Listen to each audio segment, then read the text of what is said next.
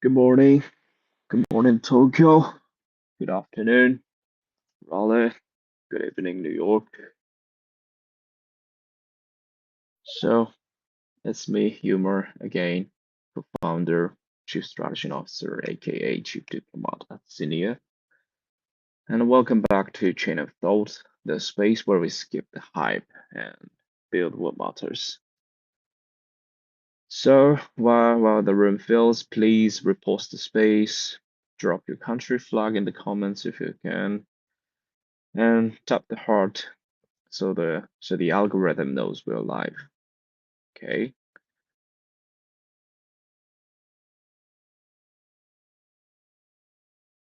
Thank you. Thank you, Aiken. Thank you, Crypto Yarn. Crypto Arn. Yeah, thank you. Thank you, guys. But yeah, so market's live, so let's begin.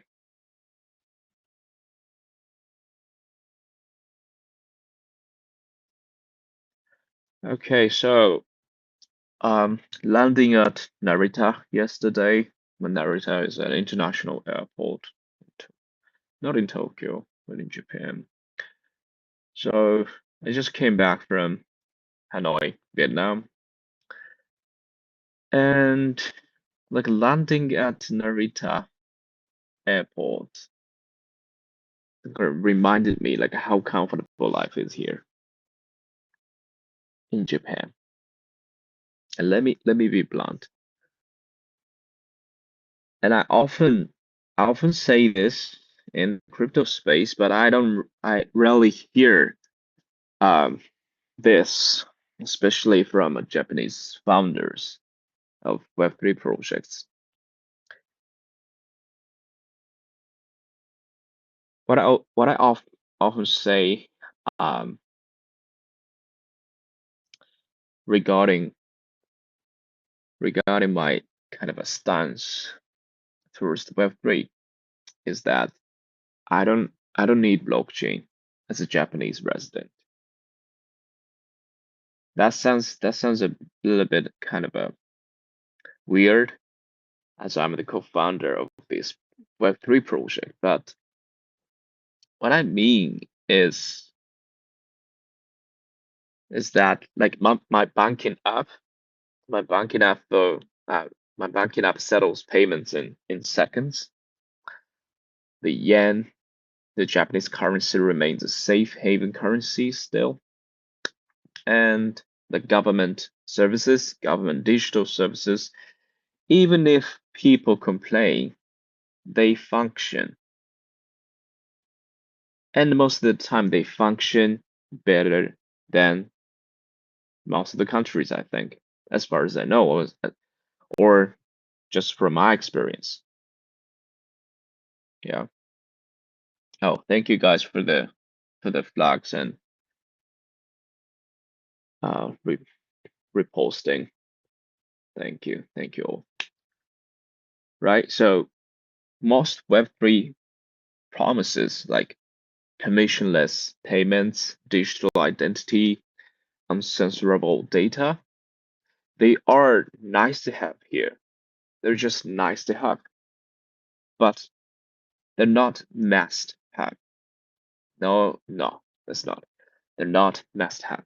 So, which forces the awkward questions if daily life is already smooth, like if who actually needs Web3, right? Because I say I don't need a blockchain as a Japanese resident. Life is smooth. Then who needs Web3? The answer shows up where Web2 hits brick walls. And I think this is a really, really important perspective um, when we discuss the possibility or the potential of any Web3 project. Corridors were spending $200 home, still average 8.45% in fees, the highest regional cost worldwide at sub-Saharan Africa, right? And economies battling runaway inflation, like Zimbabwe. Zimbabwe's year-on-year rate hit like 92.5% in June this year.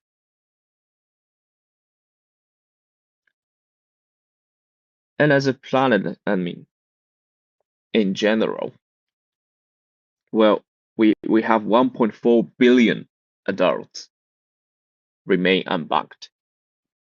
1.4 billion adults, not the kids. 1.4 billion adults remain unbanked in the whole world. And these pain points are not theoretical, they are daily reality for millions, and even billion, right? And that brings me to British architect Cedric Price's famous quote, like one of my favorite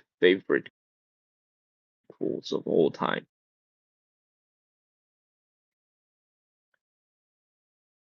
which is technology is the answer, but what was the question?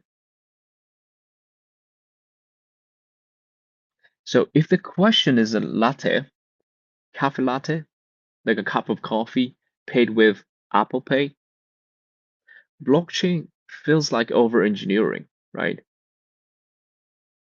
But if the question is, how do I move my salary across borders without losing a week's wages and fees? Then decentralized rails suddenly become the only plausible answer. So that quote, technology is the answer, but what was the question? That quote is our compass. It's my compass. It's Xenea's compass. We focus on three demographics here: the unbanked people across Africa and Southeast Asia, especially. But yeah, 1.4 billion people are adults and unbanked in the world. So not just Africa and Southeast Asia, but we have now a huge user base in the regions.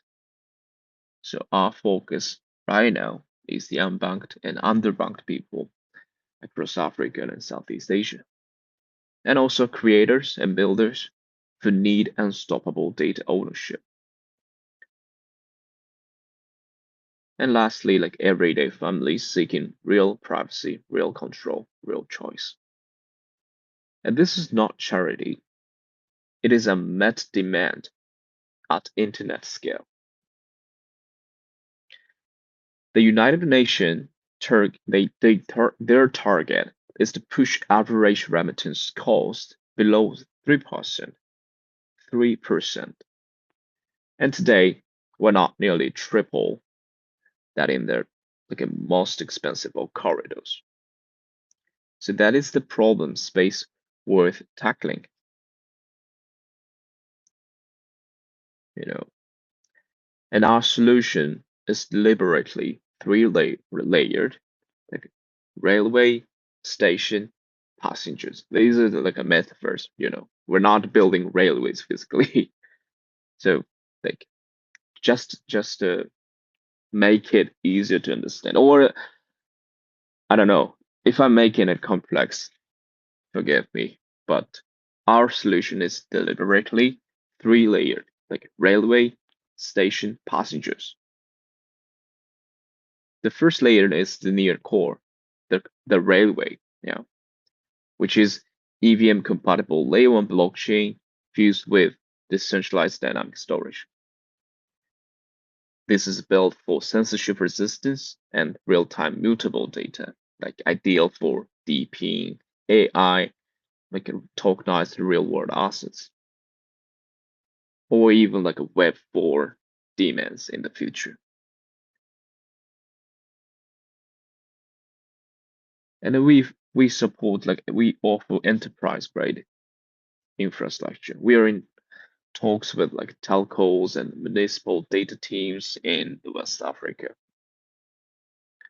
right? So that's the first layer, like a railway.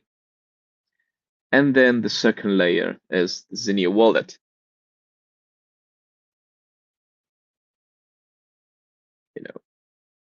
It's a Web 2.5 onboarding, social login, no seed phrase anxiety. That's like a, you know, Web 2 people friendly.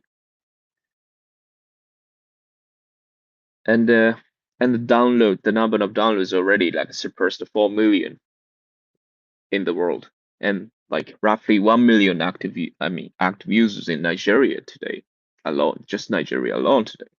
That's huge. And now similar growth starting in Pakistan, Indonesia, and Bangladesh, Vietnam, and cross-border like stablecoin rails where $100 remittance arrives with cents, not dollars lost in fees, between the new wallets. After we complete the implementation of the on and off ramp and all these financial features, right?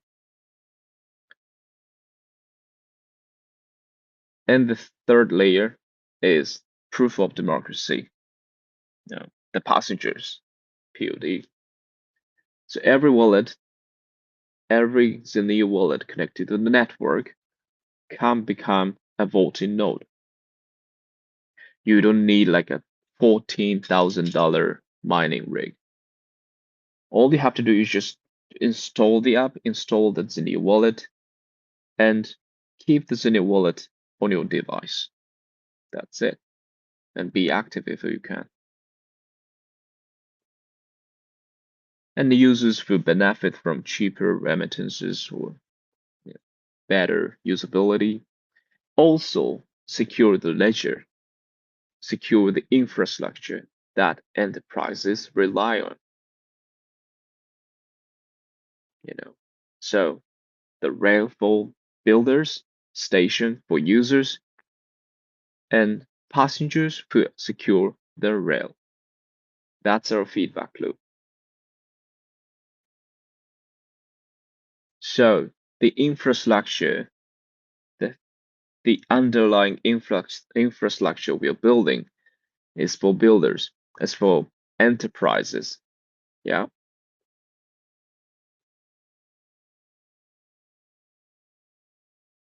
But on on this railway, we have a stations, which is the Xenea wallet, where passengers stop by for daily activities. And these passengers support the stations and the rail itself. So Xenea is not just for enterprises and the builders, but for the community, people, the passengers. And these enterprises need you guys, need the community. Because without the passengers, there is no need for the rail, or there's no need for the station,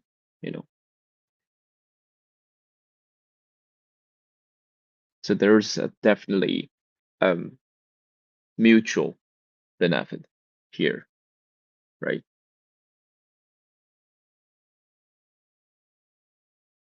So infrastructure for enterprises, the tools for everybody. So yeah, let's just take a look at the quick number check.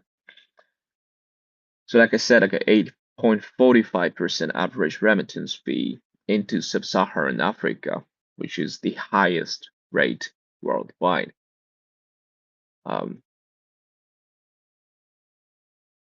According to the World Bank, like that this was like the number from last year Q3, but I think it's almost the same still. And let's take Zimbabwe for example. The inflation is like 92.5% June this year. So that's what's happening there at this very moment. And 1.4 billion adults still unbanked worldwide. And these are the points. These are the questions we have to answer as Xenea. These figures are not edge cases. They are systemic gaps needing demanding resilient digital infrastructure. Exactly what we are building. So, like builders, investors, even policymakers listening live. I don't think there are any like policymakers here listening at the moment, but I want to ask like technology is the answer. Yeah, fine. But what exactly your question? So if the answer is optimizing leverage for whales, like optimizing leverage for tech giants, maybe rethink. If the answer is cut remittance costs in half, or like give unbanked creators perpetual control over their work, or simply like bank the unbanked, then you're speaking a language.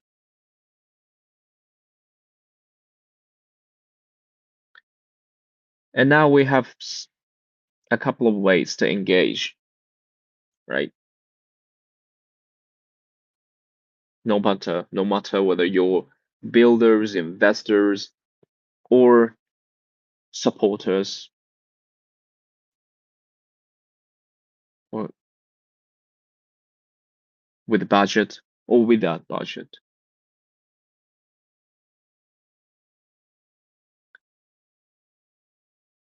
There's a there's the node sale coming up very soon, like I mentioned in the previous spaces.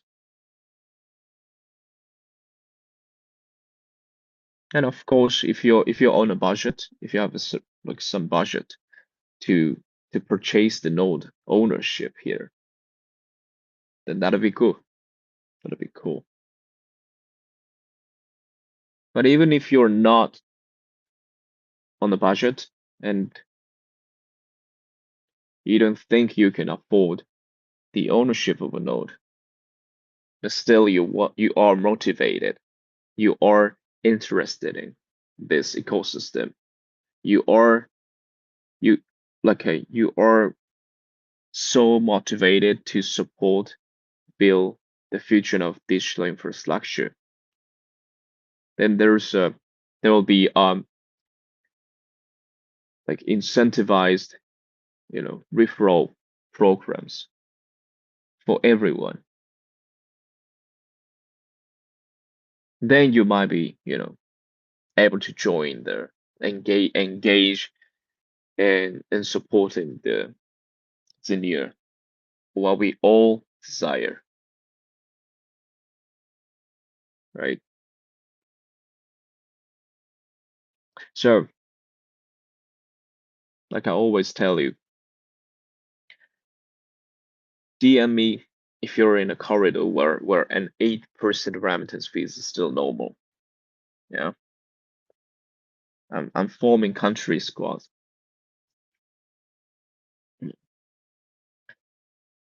And tomorrow, uh, 8 p.m. But 8 p.m. in the Philippines time, um, I will do our have a talk session with one of our guys in the Mindanao Island, the Philippines. So tomorrow it's not gonna be another episode of Chain of Thought, but it'll be more like a talk session with a guest speaker who is a local community leader in the Philippines, and they did something like a learning event a while ago, like a week ago or so, um, they did the they did the learning event in the island in the island of Mindanao, not the Manila, not the not the I I just forgot the name of the island. But yeah, so anyway, um, it's his name is Rabs Combs.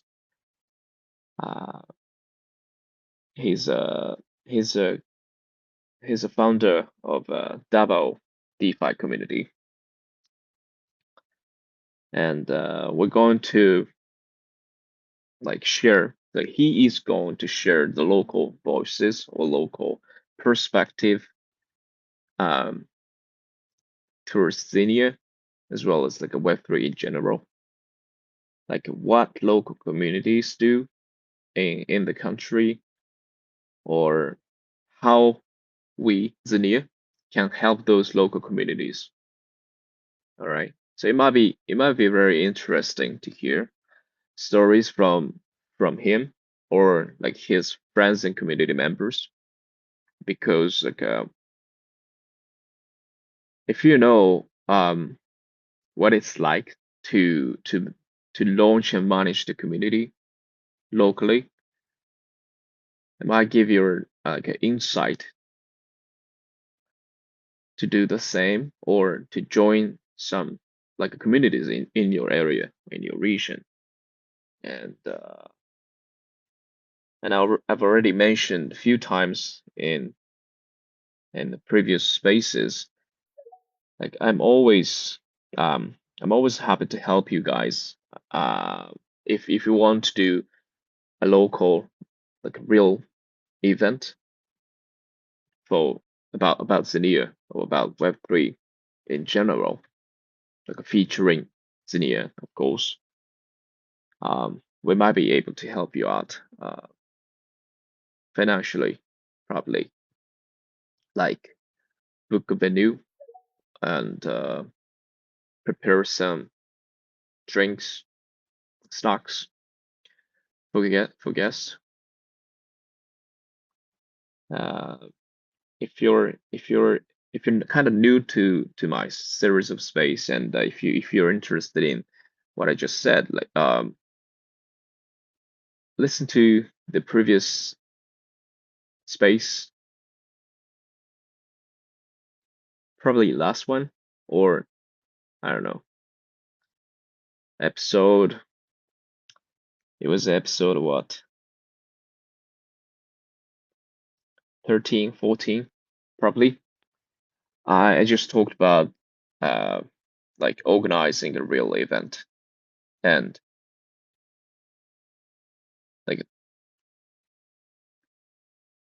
I just like explain like I explained like what you need to do in order to get some support from us, right? So if you're kind of new here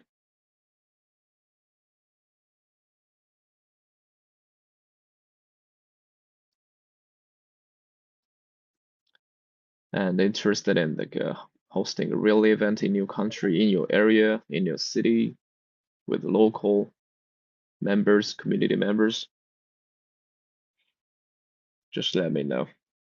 All right.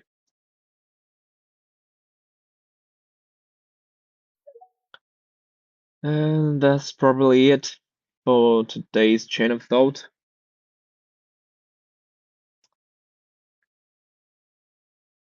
And always don't forget to share and